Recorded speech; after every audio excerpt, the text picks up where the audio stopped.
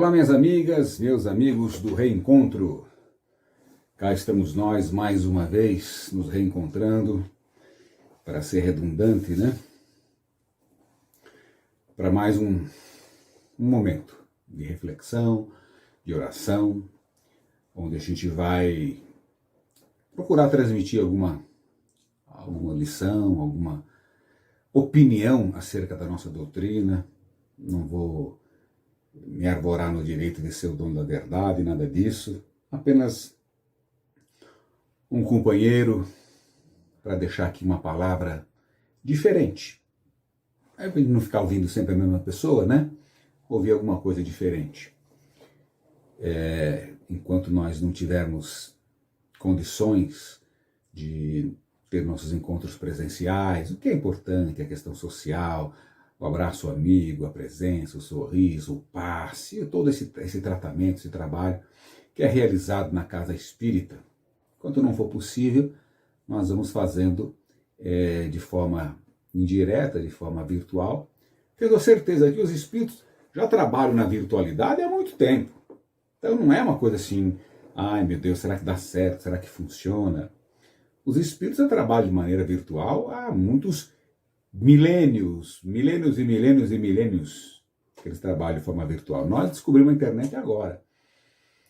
A linguagem do espírito é a vibração, é o pensamento, é o sentimento, é o amor. Então vamos ficar em paz, vamos ficar tranquilo que tudo isso funciona, tudo isso está sendo gerado em nosso benefício, para o nosso progresso. Então vale a pena você aí na sua casa, fazer sua oração, entrar em sintonia, manter a rotina do horário, manter a rotina do dia. É importante, porque nesse dia o plano espiritual também está junto. O plano espiritual também está envolvido, também está, vamos dizer, reunido, cumprindo os mesmos horários, as mesmas regras, unidos com as nossas vibrações, com os nossos pensamentos. Então é muito importante a gente lutar para, mesmo não estando presentes, manter o horário, reservar aquele momento da semana que a gente ia para o centro, reservar na nossa casa para uma oração, para a reflexão, para acompanhar uma palestra pela internet e permitir que não serão vibrações que vão entrar pela tela do computador, pela tela do celular, não. É a nossa mente que, sintonizada com o plano espiritual esse que não tem limites, não tem barreiras, não tem Wi-Fi, caiu o Wi-Fi e o espírito não chega, não tem barreiras, não tem limites, e a gente se sintoniza com eles e toca a vida para frente de maneira otimista, com cabeça erguida, como tem que ser, tá bom? E para a gente começar, se bem que já começamos, né? Para a gente continuar a nossa conversa, nosso bate-papo, vamos fazer a nossa oração. Porque a nossa oração é só um momento onde a gente ergue o pensamento a Deus, tenta abrir ao máximo realmente o nosso coração, sintonizando com Ele, tirando aquilo que a gente tem de melhor.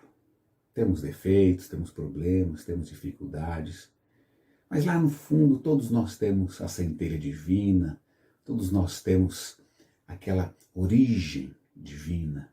Somos feitos por Deus, filhos de Deus, rumando para o progresso, mesmo que cada um do seu jeito, às vezes com muitas dificuldades, mas indo todos no reencontro do Pai, no reencontro do nosso Criador, cumprindo as regras, as metas do plano espiritual, aquelas metas que foram colocadas para a nossa vida, para o nosso bem, para o nosso progresso íntimo, pessoal, crescimento, que a gente possa ter forças, energias para encarar essa realidade, a importância do nosso progresso, a importância da nossa evolução, do nosso crescimento, como cidadãos, como cristãos, espíritas, nos tornando sempre, cada dia, uma criatura melhor, aproveitando as dificuldades, aproveitando essas experiências duras pelas quais a gente passa, para progredir,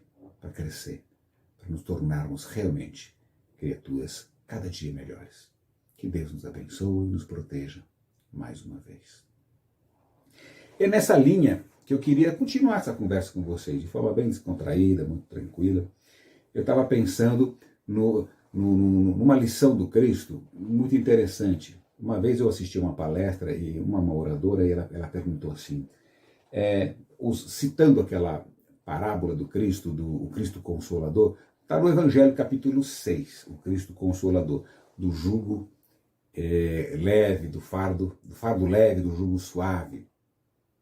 E aí ela perguntava, mas o fardo com Deus pesa menos do que 50 quilos com Deus pesa mais, pesa menos. Então, óbvio que uma colocação alegórica, uma provocação para provocar reflexão, pensamento, né?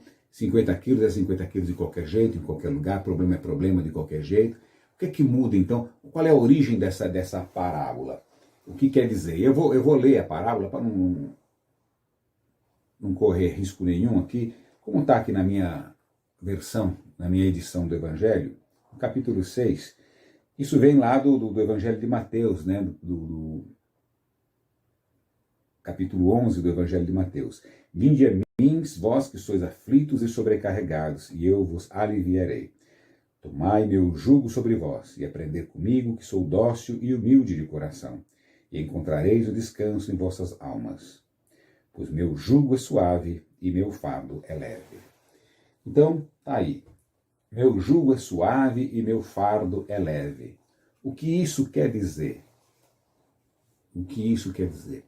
Alguns irmãozinhos nossos, não é crítica, é uma comparação, nós estamos aqui estudando, eles entendem, nossos irmãos, principalmente os não reencarnacionistas, porque numa vida só não dá tempo de fazer muita coisa, né? Quando a gente analisa a vida pela ótica dos nossos irmãozinhos não reencarnacionistas, a gente tem que pensar que a gente sai do berço, do nada, porque por essa visão, fomos criados no berço, para o túmulo, que às vezes são poucos anos, alguns duram mais tempo, outros menos, mas numa média aí, a gente sai do berço para o túmulo, ou para o inferno ou para o paraíso eterno. Então, dentro dessa visão, fica difícil você falar em progresso pessoal, em mudança de caráter e comportamento. Quantas pessoas, olha, a gente conhece, eu aqui nos meus 62 anos, já fui para muito velório, já vi muita gente desencarnar e tal, e quantas dessas pessoas a gente sabe que desencarnaram como eram, com seus problemas, com seus vícios, com seus cacuetes, com suas virtudes também, e fica imaginando onde houve grandes transformações. É difícil. A natureza não dá salto. Nós temos aí alguns exemplos de Paulo de Tarso, Estrada de Damasco, mas exemplos, vamos dizer assim, raríssimos, né? A cada milênio aparece. Então, pega lá um Francisco de Assis, se bem que não havia aí transformação na vida de Francisco de Assis. Ele simplesmente surgiu uma oportunidade, um gatilho para ele mostrar o que ele era. Muito jovem já partiu para a busca da caridade plena, do amor ao próximo, tudo. Então, são coisas que a gente analisa nas nossas vidas e vê que não tem condição de dar esse salto. Não tem condição. Por isso a nossa visão da reencarnação. E os nossos irmãozinhos que não enxergam dessa forma, como é que eles colocam isso? O meu jugo é suave, meu fardo é leve. Colocando aquela visão do sacrifício de Jesus. Não, Jesus, ele vai carregar por nós. Então vamos lá, coloca o peso nos ombros de Jesus que Jesus carrega. Lamento informá-los, lamento decepcioná-los. Não é essa a nossa visão, não. Não é essa a nossa visão, não. A visão da doutrina espírita não é que Jesus vai carregar o peso por nós. Jesus vai segurar essa barra por nós. Jesus vai viver por nós. O sangue de Jesus. Jesus já sofreu por nós. Então, não tem problema nenhum. O que tinha que sofrer, o que a humanidade inteira tinha que sofrer, Jesus já sofreu. Vamos fazer as contas? Hoje somos 7 bilhões e pouco. 7 bilhões e pouco. Só de Jesus para cá são 2000 anos. Quantas gerações passaram? Quantos bilhões? Nós estamos falando, partindo do pressuposto que não há reencarnação. Então são criaturas novas e novas e novas. A gente estima aí a espécie humana, volta aí um pouquinho, né? Quantos 1000 anos de Homo sapiens, aí perto de milhões de anos. Tem aí o Homo sapiens. Sobre esse povo todo, tudo que esse povo fez de errado, tudo, Jesus lavou esse sofrimento todo, Jesus sofreu por esses bilhões de pessoas. Uma coisa assim, sem muita coerência aritmética, não é moral religiosa, não, é muita coerência aritmética.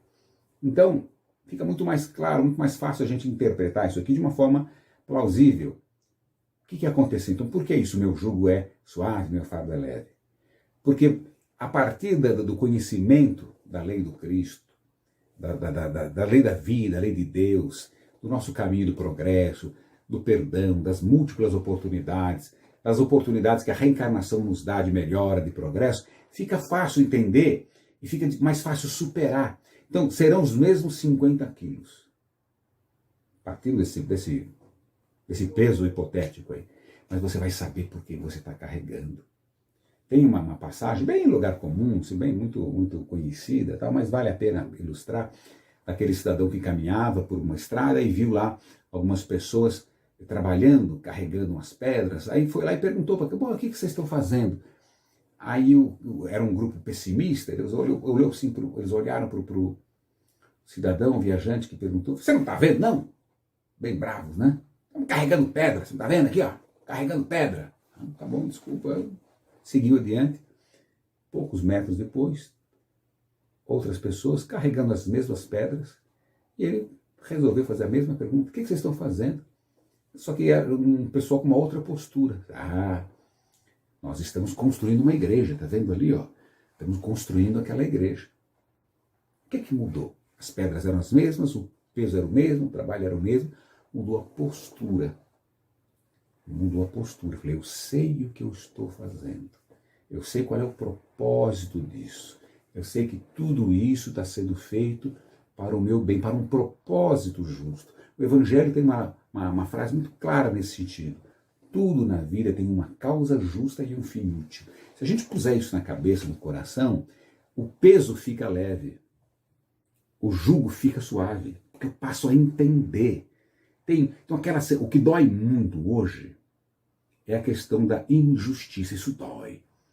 Vou fazer uma comparação boba, mas simples, é verdade. Você imagina, você está num trem, num ônibus, sei lá eu. Está lá sentadinho, aí vem uma pessoa, um jovem, um garoto de 20 anos, forte, sadio, fazendo bagunça no ônibus, no trem, olha para você, olha para o seu pé, pumba, dá um pisão no seu pé. Dói. E dá uma raiva danada, né? Pô, o que esse cara foi fazer? Pisou e dá a risada de você, tá? E desce na próxima estação, vai embora. Você vai ficar uma semana com aquela angústia e torcendo para aquele cara que aquele pé caia, né? Que o cara quebra aquela perna em 17 lugares, tá? Agora vamos voltar um pouquinho. Mesma cena, você no mesmo ônibus, no mesmo trem, uma criança com um problema de paralisia, uma muletinha, aquela dificuldade, de repente escorrega a muleta e pisa no seu pé. Lá com o pezinho, com o aparelho e tal, pisou no seu pé, do mesmo jeito. Doeu. Você sofreu? Não. Você vai ficar com raiva daquela criança? Não. Aquilo vai te perturbar? Não. Você vai ainda abraçar aquela criança, parar, tudo bem com você, você está bem, não aconteceu nada. E o seu pé? Não, esquenta a cabeça com o meu pé, não, fica tranquilo, meu pé está bem, conserta, fica sossegado. Pronto. A mesma dor, o mesmo pé, o mesmo pisão, mas com razões diferentes. Situações, uma você compreendeu, você entendeu, você assimilou, não sofreu. O outro você não entendeu, não tinha razão, foi injusto, foi um assinte, foi uma afronta. Então, tem um adicional, tem um plus, tem uma perturbação pessoal, mas é aí que a gente tem que trabalhar, é aí que entra a crença em Deus, é aí que entra o apoio de Jesus, o ombro de Jesus entra aí. O ombro é metafórico, o que entra aí é o raciocínio do Cristo, o ensinamento do Cristo, as lições que ele trouxe. Então, eu posso encarar da mesma forma, porque eu posso olhar aquela criatura que pisou no meu pé de propósito, eu posso olhar ele também como uma pessoa com dificuldades, uma doença espiritual, mental. Eu passo a olhar para ele, que pena, né? Imagina a perturbação desse espírito. Imagina como é que ele está por dentro, se ele precisa sair na rua pisando no pé dos outros, como ele está sofrendo por dentro. E olha, tomara que esteja sofrendo, porque se não tiver, ainda está um estágio atrás. Se a dor que ele impõe aos outros ainda não lhe causou sofrimento, então ele está ainda muito atrasado. Muito atrasado. O Evangelho tem uma colocação muito clara nesse sentido. Aquela pessoa que faz o mal e nem se toca, nem percebe, ele está no estágio primário. Aquela pessoa que faz o mal e se arrepende, ele já deu um belo de um passo. Agora, aquela pessoa que está bem, que é um espírito preparado, um espírito evoluído, ele já não faz mais o mal. Ele já não faz mais o mal. Então, esses estágios dos outros, voltando para nós, o que nós temos que fazer? É entender dessa forma. Ah, fulano me prejudicou, que pena. Ele ainda está nesse estágio, ainda está prejudicando os outros. Ele ainda acha que ele vai ganhar alguma coisa com isso. Ele ainda acha que ele vai ter alguma vantagem. Quando as pessoas roubam. Então, pega aí quantos golpes nós estamos vivendo hoje, golpe pelo celular. Ai, vou ter uma vantagem sobre o fulano, o velhinho aposentado, vai tirar vantagem, vai tirar uma vantagem material, financeira, mas um dia vai perceber que isso não era vantagem, coisa nenhuma. E aquele que foi, entre aspas, vítima, saiba, ou foi incauto aqui, porque também pode colocar tudo nas costas do karma. Você vai buscar seu salário, sai lá do banco contando dinheirinho na rua e alguém rouba, você vai, era o meu karma. Não era o karma não, você tem que entender também o mundo que você vive, tem que tomar algumas precauções, algumas providências, né? Mas tem muita coisa que acontece, que você não contribuiu de forma nenhuma, mecanicamente, digamos assim, nessa encarnação, mas contribuiu no passado. De repente você é o estelionatário que voltou, e agora, então quando a gente fala, fui vítima, não sei o quê, o que eu fiz para merecer? Ele precisa saber que fez para merecer. Saiba que merece. Tem aquela expressão do Alcorão, eu já citei para vocês, mas não custa nada citar de novo. Nenhuma folha cai de uma árvore sem que disso o Pai não tome conhecimento, sem que Deus não saiba. Por quê? Para mostrar justamente esse caráter de justiça. Senão a gente viveria uma tensão permanente, porque senão, não tem proteção divina, você está com uma esculhambação geral, cada um por si, peraí, pô. Então para que adianta eu ser honesto, ser justo, ser correto, se a qualquer momento pode acontecer qualquer coisa contra mim? Então não é assim. O mundo não está... Tem uma expressão aqui da Joana de Anjos, eu vou ler para vocês aqui, ó, uma frase da Joana de Anjos, do livro Liberta-te do Mal. Ó. Liberta-te do Mal. Psicografia de Divaldo Franco, Joana de Anjos, cai minha anotação ali, não tem problema. Liberta-te do mal. Ó. Quando a gente está imbuído desse sentimento, está realmente convencido disso, então, olha, o cidadão torna-se capaz de suportar as vicissitudes, por mais angustiantes e desafiadoras que se apresentem, entendendo que somente lhe acontece aquilo que virá contribuir em favor da sua edificação espiritual. Então, nós vamos passar a entender todos esses problemas como fatores importantes para a nossa edificação espiritual. E vai lá ao final, porque o mundo não se encontra à matroca, ou seja, abandonado, à deriva, numa comparação com um barco, né? A deriva, a matroca, mas é dirigido pelo excelso nauta que é Jesus. Então o mundo não está à matroca, abandonado à deriva, salve-se quem puder, não está. Não está. As coisas que nos acontecem estão aqui. Somente lhe acontece aquilo que virá contribuir em favor de sua edificação espiritual. Quando você coloca isso no coração, não vou dizer que você vai agradecer o cidadão que fez alguma coisa, o cidadão que aprontou com você, não vai chegar a esse ponto, olha, obrigado. Mas é um passo, um dia vai chegar lá. E olha, não é uma coisa assim impossível, não. Tem exemplos na história. Agora eu vou mostrar para vocês aqui, ó, um livro do Sêneca, Lúcio Aneu Sêneca, A Vida Feliz e a Tranquilidade da Alma, um filósofo, um espírita, até porque ele é do primeiro século, ele nasceu antes de Cristo, 4 anos antes de Cristo, mas escreveu essas lições todas que vêm já de um tempo mais recente, quer dizer, com 40, 50 anos de idade. Ele morreu, ele foi preceptor do Nero, o Sêneca. Então esses ensinamentos têm 2000 anos. um pouquinho menos, né? De 2000 anos. E olha o que ele coloca aqui. Falando do Zenão. Zenão é um outro filósofo. Zenão de Sítios. Ele foi um dos precursores do estoicismo. O Zenão, ele começou esse movimento. O estoicismo era um movimento de desapego à matéria. Não? O Zenão, vejam só. Quando o Zenão foi informado, que todos os seus bens tinham perecido, o Zenão foi informado, estava num navio, olha, o navio afundou, todos os seus bens pereceram nesse navio. Olha a resposta do Zenão. A fortuna está ordenando que eu me dedique mais, desembaraçado, à filosofia. Olha que interessante. Então alguém vem e conta, olha, você acabou de perder tudo. Tudo que você tinha, você perdeu. Estava tudo no navio lá, você ia mudar de um lugar para o outro, botou todos os seus bens no navio. Naquela época não tinha banco, conta em banco, não tinha nada disso. As coisas eram em espécie mesmo. Tudo que você tinha, você perdeu. E olha o que ele vem e fala. A fortuna está me avisando que eu devo me dedicar mais à filosofia. Então, esse é o futuro, nós vamos chegar nesse ponto. As coisas que aparentemente são ruins, nós vamos entender. Isso é uma lição. Isso é uma lição de vida. Eu tive vou contar para vocês rapidinho, uma experiência pessoal. Nos anos 80. Era uma época em que estava muito na moda pulseira de ouro, correntinha de ouro. Hoje em dia não tá, pode até estar na moda, mas você sai na rua, você não dura 5 minutos com isso, né? Naquela época não era tanto assim. Eu era oficial da Polícia Militar, quer dizer, já tinha mais corajoso, né, naquela época.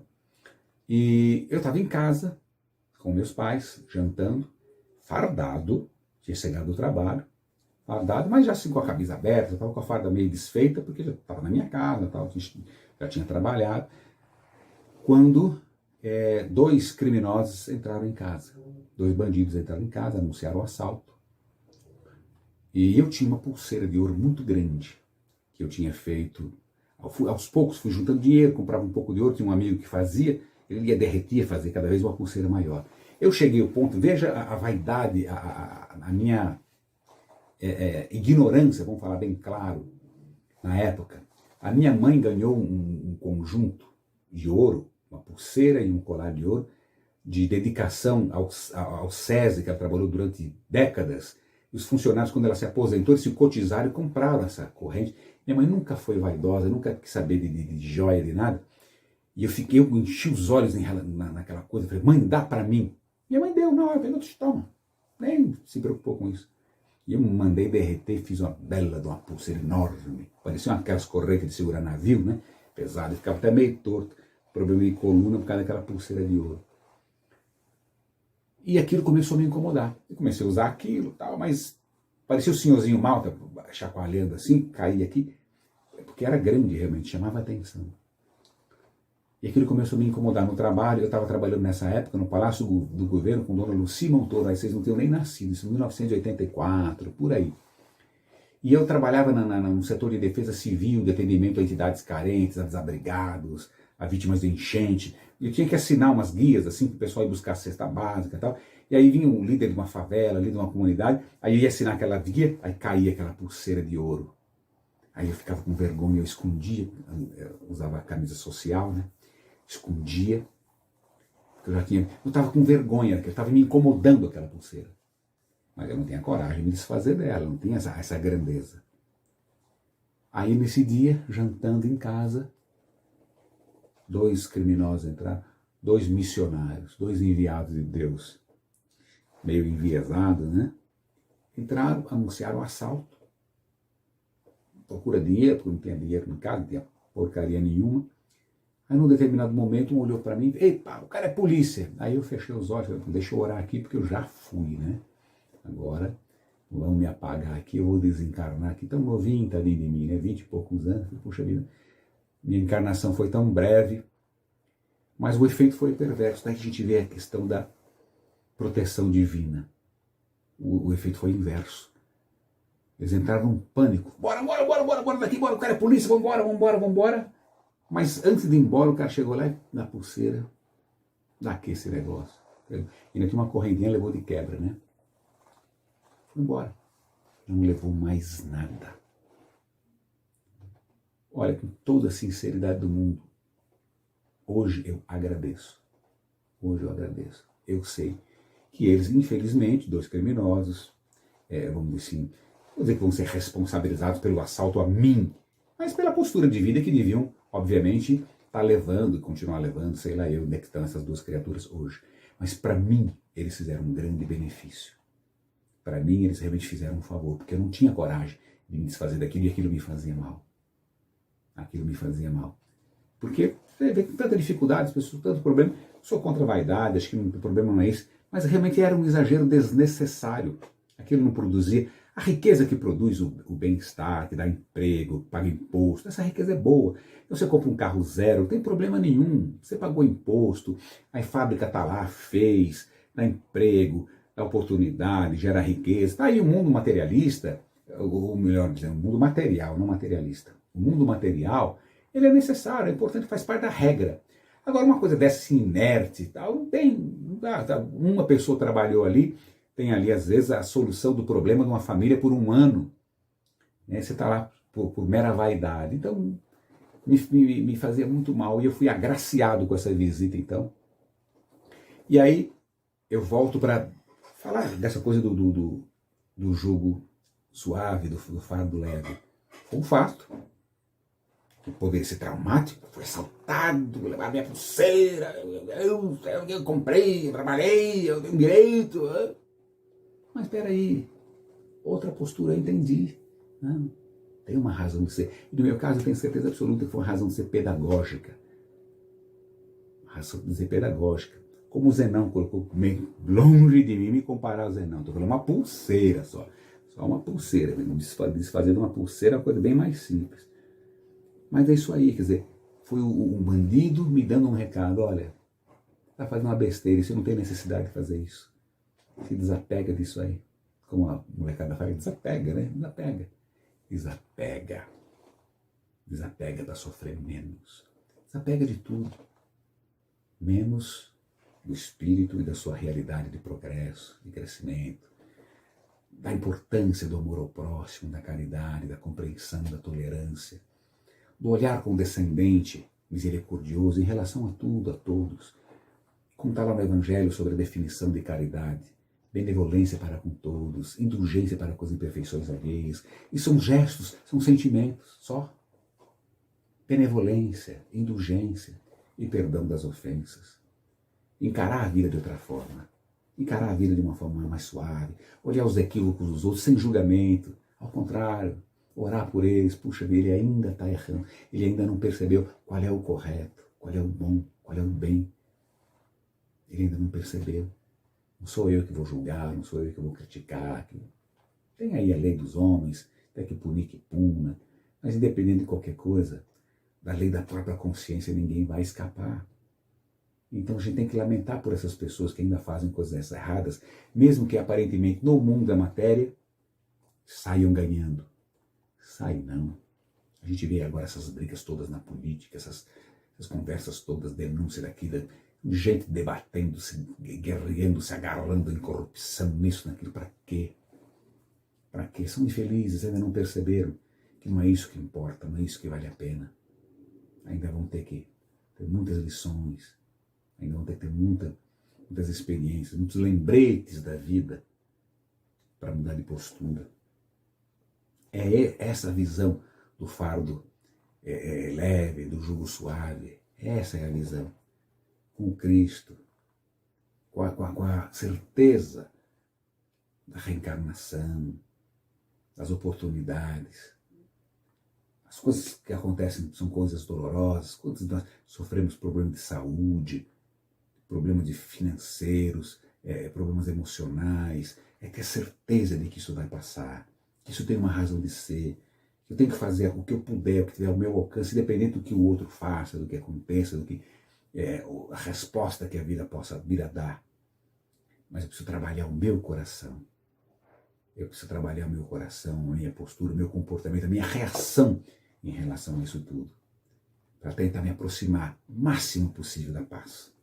O máximo possível do jugo do Cristo, do fardo a que o Cristo se referia. Sem dúvida nenhuma, é perfeitamente possível. tá? É um esforço, é um exercício, é uma meta que, se a gente quiser, a gente consegue atingir. Tá bom, minha gente?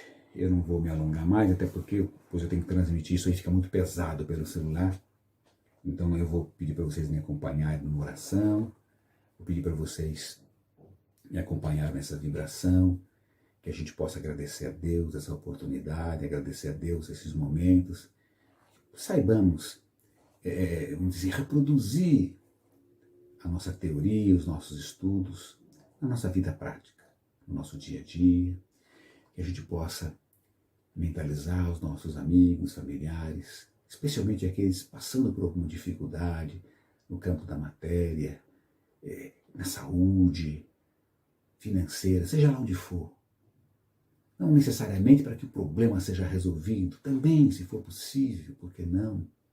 É lícito pedir, suplicar, mas principalmente para que eles tenham maturidade, força, energia suficiente para entender a razão de tudo. E até um dia, quem sabe, entender a beleza da vida. A beleza, às vezes, que nos impõe alguma dor, alguma dificuldade, mas nos aponta lá adiante o resultado maravilhoso, o resultado alvissareiro do nosso progresso, do nosso crescimento, como espíritos que somos, espíritos que não são maculados, espíritos que não são atingidos de maneira nenhuma, espíritos puros, espíritos limpos, como Deus nos quer, como Deus nos aguarda. Que Deus nos abençoe, nos proteja, proteja nossos lares, nossas casas, nosso trabalho, estudo, seja lá onde for, onde estivermos, que possamos ser protegidos e possamos também espalhar o amor, a tolerância, o otimismo, todas essas sementes do bem, sementes de um futuro melhor. Que Deus nos abençoe mais uma vez. Muito obrigado.